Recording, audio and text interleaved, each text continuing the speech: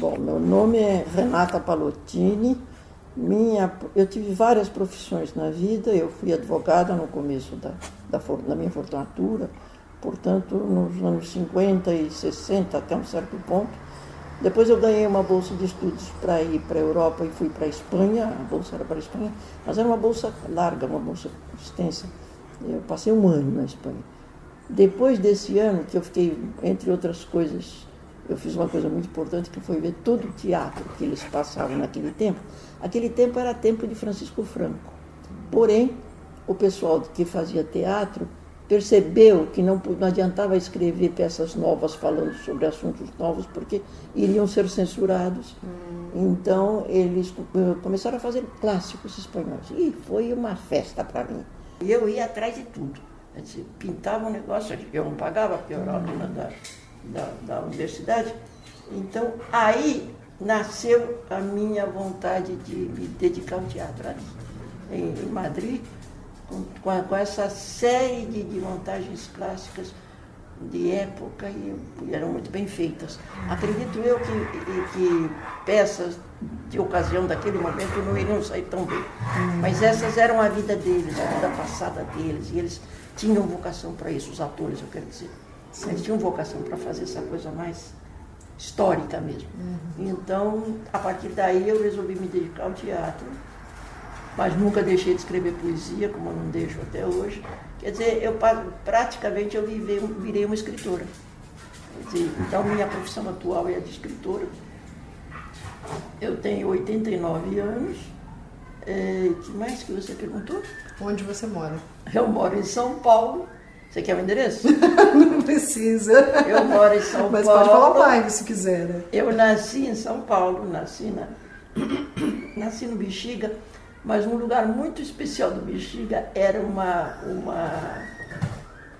casa maternal, era uma maternidade, que tinha sido inaugurada naquele tempo, chamava Maternidade São Paulo. Era uma construção nova, tinha sido, como eu digo, inaugurada naqueles dias. Era lindíssima. Eu nasci lá. Mamãe disse que ela nunca entendeu por que acabaram com aquilo. De repente aquilo fechou, era estadual. Fechou, não se sabe mais por quê, até hoje não se sabe o que aconteceu com a maternidade. A maternidade eu creio que está se destruindo sozinha, e não sei o que vão fazer lá, mas eu nasci lá. Enfim, então, eu nasci lá e eu tenho vivido a vida toda aqui no Brasil e aqui em São Paulo, quer dizer, com muitas saídas para fora. Sempre que me ofereciam uma chance de vamos para a Espanha, vamos para a Alemanha, eu ia atrás. Graças ao fato de eu não ter feito família minha, não ter me casado, não ter tido filhos nem nada, então eu não tinha grandes compromissos. E ter me dedicado não mais à advocacia, mas sim a dar aulas, que eu acabei por dar aulas na USP, na ECA, né? ECA e EAD, Escola de Arte Dramática. Mas aí, quando eu ia viajar, eu podia obter licença e eles permitiam, porque interessava a eles também, o aumento da minha relação com o teatro de outros pontos, de outros países, de outras línguas, etc. Então, eu fiz isso. Hoje em dia, eu continuo escrevendo poesia, escrevo um pouco de prosa, às vezes também. No momento eu estou escrevendo uma coisa engraçada que eu não sei se vai ser engraçada, mas espero. É uma sucessão de lugares que eu visitei na Europa, começando de novo pela Espanha mesmo, o que eu vi, o que me tocou, o que eu fiz, o que me aconteceu. Quer dizer, vai ser não uma sucessão de acontecimentos, espetáculos, vai ser uma misturada de vida, espantos, surpresa, medos, aprendizados, tudo, por enquanto, só na Espanha. Estou fazendo o primeiro capítulo que é só na Espanha. Posso dizer, você não vai repudir, uma merda.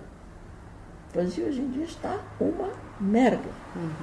Quer dizer, imagina, cultura, arte, saúde, educação, nada, tudo isso virou nada. É uma porcaria muito grande. Eles se batem contra a corrupção, eles são corruptos, sim.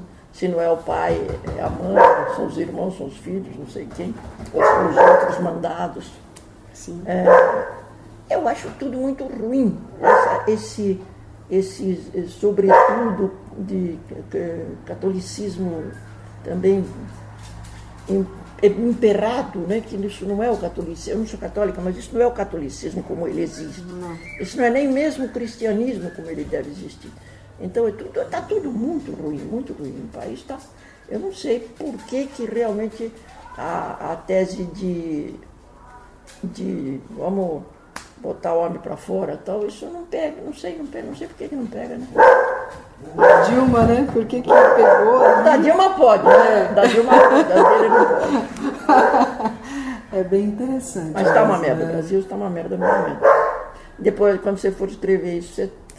Vai ser tudo áudio, depois eu Ah, corto, é? Então tá bom. Fica tranquilo. Desculpem a merda. Melodrama é uma peça que eu já fiz há algum tempo. Ele disse para mim que leva 1h10 a leitura. Eu lembro que ela foi feita numa montagem numa ocasião em que a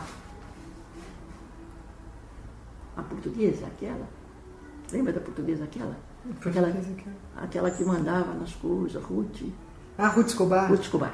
A Ruth Escobar estava para fazer uma viagem, não sei o quê, então ela estava querendo fazer uma coisa interessante, movimentada. Tá, bom, não sei porquê, ela naquele tempo a gente estava muito bem de relação, que depois não ficou tão bem. Mas enfim, ela resolveu escolher uma peça. A minha escolheu o Melodrama. É uma boa peça. Só tem 2 atores, uma mulher e um carinha. Ela é uma atriz homossexual,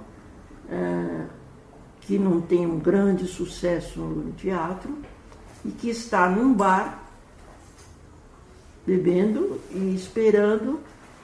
Deixa eu ver aqui na Bíblia. Ele está aí. Está aqui? Tá aí. Pode olhar que está aí. Pode olhar que está aí. Deve ter até o nome de quem fez e tal. Melodrama. Tá aqui, ó. Nascendo Melodrama. E ela está falando praticamente,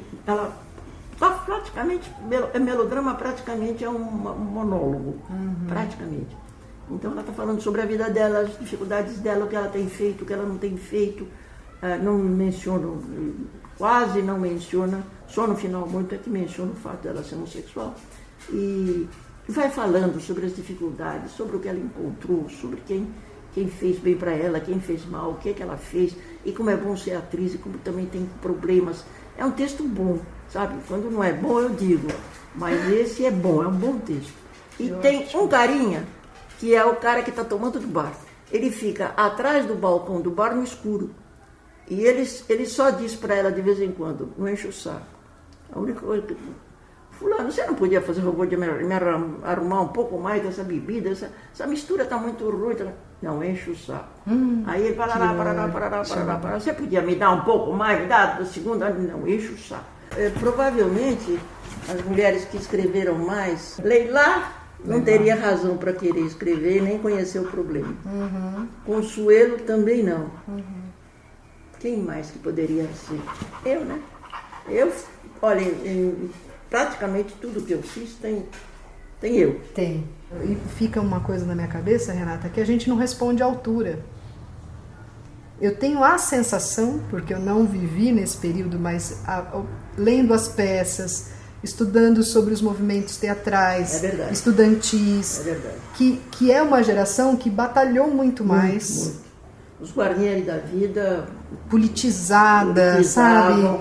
Politizavam, metiam a pata, eram presos, Eu tive 2 ou 3 peças totalmente vetadas.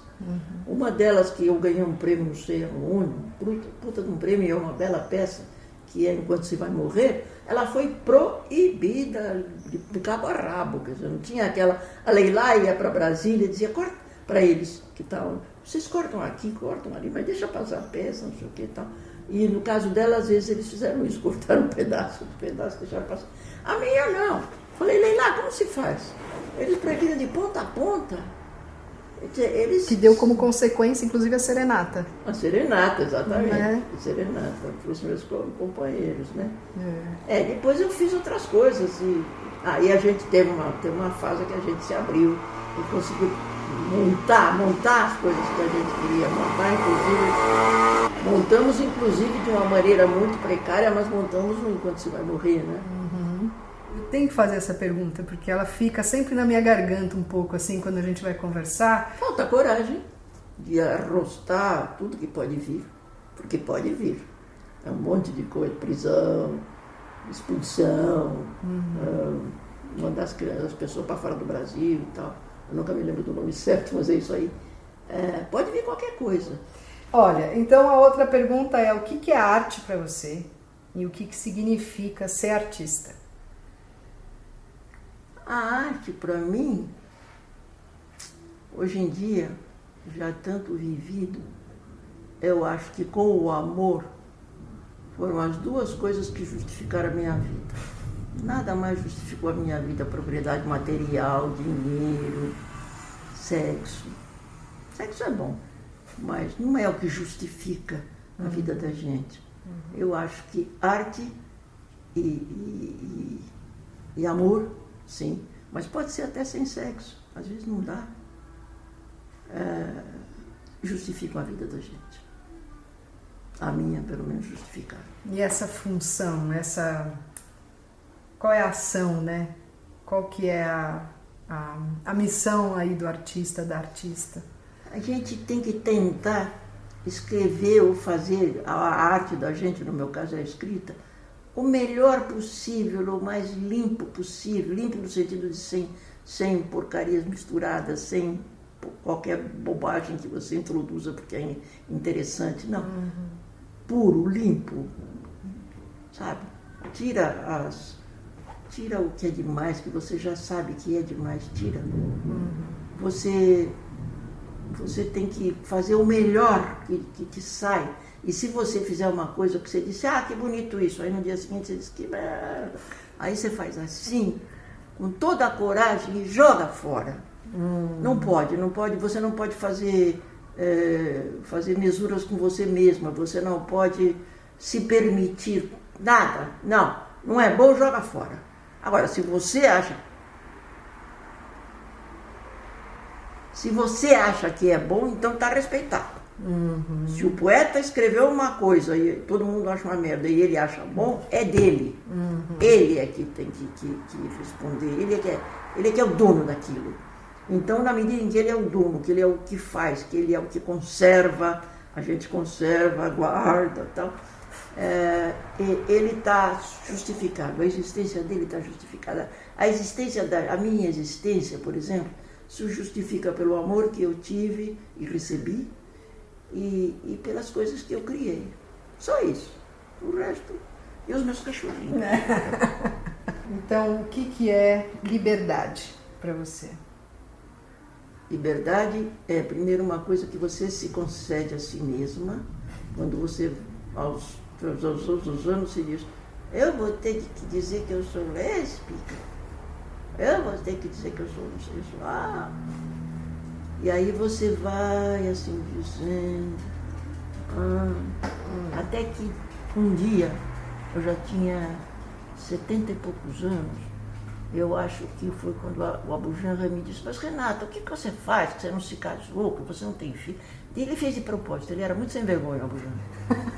Ele disse: porque eu sou homossexual. Na televisão Cultura, é um programa de entrevistas muito visto, muito ouvido. Provocações. A gente não tem liberdade exatamente, a gente não acredita, a gente diz: daí, o que eu vou fazer? Eu sou escritora, e daí? Como é que é? Não vão me... Qual é a editora que vai querer editar livro meu? Principalmente há um certo tempo atrás, que isso era realmente... Só há 10, 15 anos era um pecado mortal, né? Graças a Deus melhorou bem. Hoje em dia, se alguém me pergunta, eu digo homossexual. Assim, daí. Quer dizer, hoje em dia não narrativa. Mas na posição estética, é sim. Agora, a gente tem que esbracejar pelo máximo possível, sempre, todo dia. Todo dia. Eu tenho que espernear e dizer, ei, eu que mando, peraí. Eu que digo de mim própria, eu digo o que eu vou fazer. Ela foi minha companheira de amor, foi uma pessoa maravilhosa. Ela tinha uma preparação de grego, que eu invejei a vida inteira, de grego, de latim, quer dizer, era uma mulher que sabia das coisas mesmo, escrevia muito bem, e era muito limpa, muito verdadeira, muito de dizer as coisas que ela achava mesmo, sabe? Morreu, infelizmente. Você sabe que foi um sonho, né? A gente queria, sem saber disso, um dos estudos de ocasião era ter a Elza e você para a gente falar sobre o teatro da mulher e a dramaturgia. Ela morreu cedo demais, uma grande tristeza. Ela era muito bacana, muito boa, além de muito sábia. Ela era uma boa pessoa, quer dizer, ela dava aulas lá na ECA também. ECA, né? E você não estava chegando perto de... Não, ela era homossexual, era uma pessoa como a gente, quer dizer, convivia com todos, com os alunos e tal. Sim. Uma grande mulher, viu? Grande mulher. Então... Graças a Deus, foi minha por um graças ao tempo. que ela escreveu, a gente chegou em todas vocês, porque a gente não conhecia. Não, se não fosse ela, a gente não teria passado. E você sentia isso na época, Renata? Tipo, escrevendo os textos, existia esse olhar assim, os homens são mais montados. Mas é claro. Percebia-se isso, assim, estava dado? Sim, sem dúvida nenhuma. Era uma conversa que a gente tinha frequentemente, mas inclusive nós três, que nos relacionávamos mesmo mais, né? A gente tinha esse papo, claro que sim, imagina. Era evidente, né? Era evidente. A gente tinha que romper. Além de eu tenho que fazer coisa boa, sou mulher, eu tenho que vencer isso. Vamos, eu sou mulher, mas eu preciso, eu vou. Foi tão duro, nós três, né? A Leila um dia me disse que ela assistiu a minha primeira peça que foi montada, que foi o Crime da Cabra. O Crime da Cabra foi a primeira que a gente leu. O Crime da Cabra, até hoje é um sucesso, viu? Né? No interior, fizeram em Portugal. No interior, de vez em quando, eles fazem outra vez e me avisam. Mas como é que... sim. O que eu estava falando no Crime da Cabra? Que a Leila me disse que ela foi assistir o Crime da Cabra, o espetáculo, que foi, ele durou no teatro, parece que 1 mês e meio, 2 meses, uma coisa assim. E por mão da Nídia Alicia, porque senão nem isso teria conseguido. Mas ganhei prêmios, ganhei um monte de prêmios. Aí disse que ela foi assistir a peça, a Leila, né? Depois falou, puxa vida, mas eu também posso ser montada. Foi aí que veio a cabeça, mas exato. Se essa peça, uma comédia comum, engraçada, mas se essa peça foi montada e pôde ser montada e ganhou prêmios e tudo isso, eu também quero. E aí foi que ela se mexeu mais para conseguir e conseguiu. A Leila é muito boa, né? Nossa, a Leila é uma grande dramaturga. A Dione fez uma coisa muito bonita para mim. Eu tinha voltado de Cuba e ela queria fazer uma peça sobre Cuba. Então, a gente começou a conversar sobre isso e tal, e eu disse, olha, eu nunca escrevi uma peça sobre Cuba, mas eu tenho montões de cenas, de coisas pensadas, se você quiser eu te ajudo. Então a gente começou a trabalhar junto. Que legal! E fizemos uma misturada, que ela acabou escrevendo. Isso foi montado lá no Teatro do Centro Cultural. Ficou bom. Usado que a gente falar sobre Cuba, imediatamente tem que entrar música e dança. Porque aqueles caras, eles não podem viver. Eles não podem viver, não pode faltar 3 coisas. Dança, música e rom. Rom, né? O rom deles é muito bom, claro. Vai botar só para você? Não, não pode. Não pode. Não pode. Saúde. Saúde. Ao teatro. Ao teatro. As mulheres, né? As mulheres! Não é?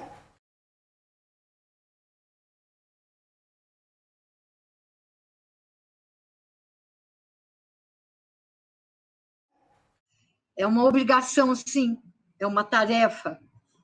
Nos tempos sombrios é que a gente precisa ter a alegria, não a alegria alienada, que não enxerga, que não tem sensibilidade para o que está acontecendo, mas a alegria compromissada com a vida. Por isso o brinde, viva lá a vida. Não tenho medo de chorar, eu não tenho medo de rir. A vida é assim, né? Ela vem, às vezes, de uma forma tão bruta, mas às vezes ela vem também desta forma tão compromissada de vocês.